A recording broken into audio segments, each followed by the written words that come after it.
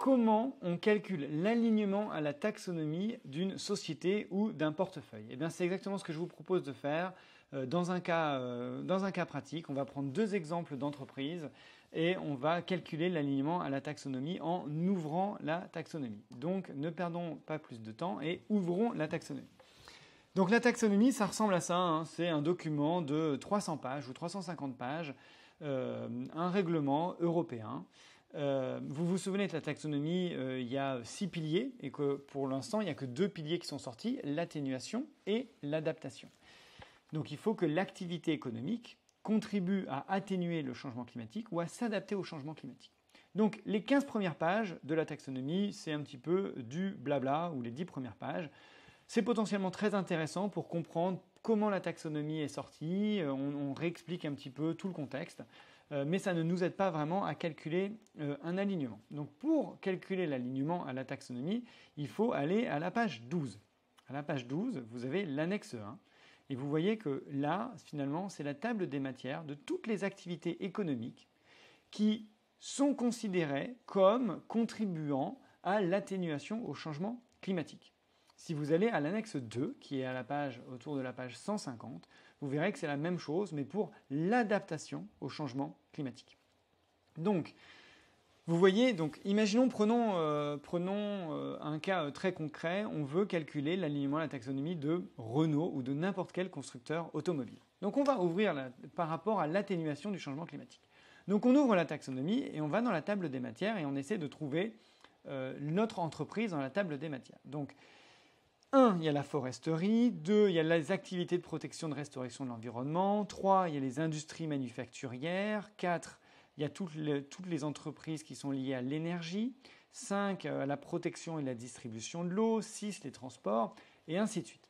Renault, on peut potentiellement considérer que c'est dans les transports ou alors dans l'industrie. Et c'est plutôt dans l'industrie manufacturière parce que Renault construit des voitures. Et donc dans l'industrie manufacturière, on voit il y a technologie de fabrication à faible intensité carbone pour le transport. Si par exemple vous étiez en train de calculer l'alignement à la taxonomie d'un chauffeur de taxi ou alors de Avis, eh bien là potentiellement vous auriez pu regarder les transports et aller dans transport par moto et voiture, et là vous auriez pu calculer l'alignement à la taxonomie de Avis. Mais nous on est dans un constructeur automobile. Donc on va à la page 42 pour voir qu'est-ce qu'il faut pour qu'un constructeur automobile soit aligné à la taxonomie. Alors quand on arrive à la page 42 ou même à n'importe quelle page de la taxonomie, c'est toujours présenté de la même façon. Il y a tout d'abord, donc là j'arrive à la page 42 et je vois, je me décale peut-être un petit peu, technologie de fabrication à faible intensité de carbone pour le transport. Donc il y a la description de l'activité. Ensuite, il y a les critères d'examen technique pour faire partie, pour être potentiellement, pour voir si effectivement l'activité est alignée. Et ensuite, il y a ce qu'on appelle le DNSH, c'est-à-dire ne pas causer de préjudice important. Il faut que l'activité ne cause pas de préjudice aux 5 autres piliers qui sont l'eau, la transition circulaire, la pollution et l'environnement. Donc, déjà, première chose à faire, c'est vérifier que je suis dans la bonne thématique, le mon 3.3, et je vois effectivement que je suis dans la fabrication de véhicules de transport, donc Renault, je suis bien dedans. Ensuite, il faut potentiellement que je respecte certains critères techniques. Et donc là, les critères techniques pour le transport, c'est des transports de voyageurs dont les émissions de CO2 sont nulles, ou des transports dont les émissions à l'échappement sont nulles lorsqu'ils sont utilisés sur des voies équipées d'infrastructures nécessaires, etc. Donc si je descends, on ne va pas le faire ensemble, mais si je descends un petit peu chaque critère technique, j'arrive au F et je vois pour les véhicules de catégorie M1 et N1 désignés comme des véhicules légers, donc ça c'est clairement des voitures, eh bien il faut, pour que ça soit aligné à la taxonomie, que les émissions de ces voitures soient inférieures à 50 grammes de CO2 par kilomètre. Donc là vous allez me dire, ok c'est très bien, mais ça ne me donne pas l'alignement à la taxonomie. Donc pour avoir l'alignement à la taxonomie, il faut demander à Renault ou au constructeur automobile son split du chiffre d'affaires par voiture vendue par rapport aux émissions de CO2. Et donc, il faut leur demander quel est le chiffre d'affaires qui a été émis, qui a été généré avec des voitures qui émettent moins de 50 grammes de CO2 par kilomètre. Et si par exemple Renault vous dit nous aujourd'hui on a construit 5% de voitures qui émettent moins de 50 grammes de CO2 par kilomètre, eh bien l'alignement à la taxonomie de Renault, ça sera 5%. Mais attention, il faut aussi vérifier les critères de DNSH, c'est-à-dire qu'il ne faut pas porter préjudice à d'autres piliers. Et là, pour les préjudices, en ce qui concerne la transition vers une économie circulaire, eh bien, il faut que l'activité consiste à évaluer la disponibilité et, dans la mesure du possible, à adapter des techniques qui permettent la réutilisation et l'utilisation des matières premières, la conception de produits manufacturés hautement durables, et ainsi de suite. Donc il faut quand même s'assurer que Renault est dans une logique, dans une réflexion de gestion des déchets et de gestion des substances préoccupantes. Allons voir, ce que je vous propose, c'est allons voir directement Renault, ce qu'ils ont écrit dans leur document d'enregistrement universel de 2021. Si vous tapez taxonomie, vous allez voir que ils ont déjà réfléchi au sujet, taxonomie, et en fait, ils ont déjà calculé leur éligibilité à la taxonomie. Alors, on va regarder ça. Donc, l'éligibilité à la taxonomie, c'est à partir du moment où vous êtes dans la table des matières, eh bien, vous êtes potentiellement éligible. Donc, hop, c'est pas grave, je connais la page par cœur. Alors, je viens juste de le faire, donc c'est page 133 de mémoire. Espérons que ça soit la bonne. Tchoc, 130. Je l'ouvre. Et la page 133. Et la page 133. Oui, c'est bon. Sur la taxonomie, donc vous voyez que Renault a déjà discuté de la taxonomie. Ils font un petit laïus et donc ils disent eux-mêmes où ils sont dans la taxonomie. Hein. Ils sont dans la fabrication, réparation, adaptation et réaffectation de vente de véhicules. Donc c'est exactement ce que nous on a vu dans le point 3.3. Et là, ils détaillent déjà leur chiffre d'affaires et ils vous disent que dans leur chiffre d'affaires, il y a 91% de leur chiffre d'affaires qui est dans la fabrication et la réparation et qu'il y a 4% dans le leasing. Et donc potentiellement, le leasing et la fabrication étant dans la taxonomie, ils disent qu'ils sont l'éligibilité en termes de chiffre d'affaires, c'est 95%. Après, on peut calculer en chiffre d'affaires, en OPEX ou en CAPEX. Et ils montrent aussi que les CAPEX de Renault, ils ont investi à 64% dans leur usine pour fabriquer des voitures et à 36% dans leur financement pour le leasing. Donc là, ils ne nous disent rien vraiment sur l'alignement, ils montrent juste que potentiellement, Renault est éligible à 95% à la taxonomie. Mais si vous regardez un petit peu plus bas, vous voyez que en 2021, 9% du chiffre d'affaires consolidé du groupe est réalisé par des véhicules émettant moins de 50 grammes de CO2.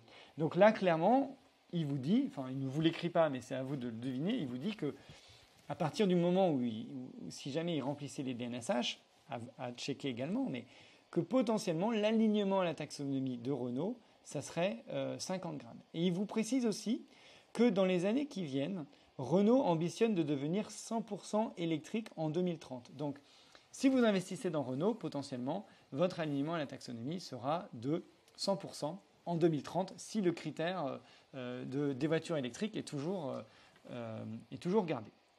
Je vous propose qu'on fasse un deuxième exemple et qu'on regarde l'alignement à la taxonomie, cette fois-ci, de la fabrication ou de la rénovation de bâtiments. D'accord ? Donc, le bâtiment est une grosse, on va dire, impacte fortement le réchauffement climatique parce qu'il émet énormément de CO2. Et donc, on va regarder si la rénovation de bâtiments immobiliers est bien dans la taxonomie. Donc là, on cherche dans notre petit lexique Et donc production, distribution d'eau, c'est pas ça. Transport, donc là moi je cherche quelque chose qui serait plutôt dans l'immobilier. Voilà. Construction et activité immobilière. Et je vois rénovation de bâtiments existants. Donc je suis dans la rénovation de bâtiments et il faut que j'aille page 126. Et donc là vous allez voir, hein, à la page 126, c'est le même sujet. D'abord, on va retrouver si effectivement je ne me trompe pas de secteur d'activité. Donc là, je redescends, j'arrive, j'y suis presque, on est à 110. Hop, 125, 126. 126, j'arrive, rénovation de bâtiments existants. Donc je regarde dans la description d'activité, ce sont les activités de construction et de réparation. D'accord ? Ce n'est pas vraiment réparation, mais ce sont des activités économiques relevant de la... Bon, alors là, clairement, ce n'est pas extrêmement bien précis parce qu'il faut aller voir plein d'autres règlements, mais on est quand même dans la rénovation des bâtiments. Donc ensuite, je regarde les critères d'examen technique et je vois que si par exemple vous faites un fonds immobilier, que vous achetez un bâtiment, que vous le rénovez et que vous le revendez, pour que ça soit aligné à la taxonomie, il faut que la demande d'énergie primaire soit diminuée de 30%. Donc là, potentiellement, il faut changer les chaudières. Si c'est des chaudières à fioul, vous mettez des chaudières à gaz, vous changez les fenêtres, vous isolez les toits, les murs, et à mon avis, vous arrivez à 30%. Donc c'est ce qu'il faut. Mais il faut aussi regarder le ne pas causer préjudice important. Et c'est là où ça devient intéressant parce que le diable se cache dans le détail. Si vous regardez tout ce qui est en lien avec l'eau, vous allez voir qu'il faut aussi potentiellement que le débit des robinets des immeubles que vous avez rénovés n'excède pas 6 litres par minute. Il faut que le débit des douches n'excède pas 8 litres par minute et il faut que les toilettes à cuvette et réservoir n'aient pas un volume d'eau par chasse maximum à 6 litres. Donc vous voyez que le diable se cache un petit peu dans les détails et qu'il n'y a pas juste le CO2 et que le DNSH, le ne pas causer de préjudice important, est aussi vraiment à prendre en compte. Et ce qu'on remarque également, c'est qu'il y a aussi un DNSH sur l'économie circulaire. Il faut potentiellement que vous prouviez qu'il y ait 70% du poids des déchets de construction et de démolition qui ait été recyclé. Donc tout ça pour dire que... Bon, alors comment vous pouvez avoir l'information ? Évidemment, il faut la demander au constructeur ou à celui qui va rénover votre bien pour effectivement vérifier que à la fois l'eau et les déchets dangereux soient respectés. Voilà, donc n'hésitez pas à aller regarder la taxonomie, à aller regarder les boîtes que vous connaissez en vous référant au lexique et aller creuser les critères d'examen technique pour voir si les boîtes dans lesquelles vous investissez sont ou pas alignées ou si elles sont loin du critère d'examen technique ou pas loin. Et quoi qu'il arrive, n'oubliez pas non plus que tous les 5 ans, les critères d'examen technique vont bouger et vont diminuer. Donc une activité qui est alignée à la taxonomie aujourd'hui n'est pas forcément alignée demain. Voilà, j'espère que cette petite vidéo vous aura plu et je vous dis à la semaine prochaine.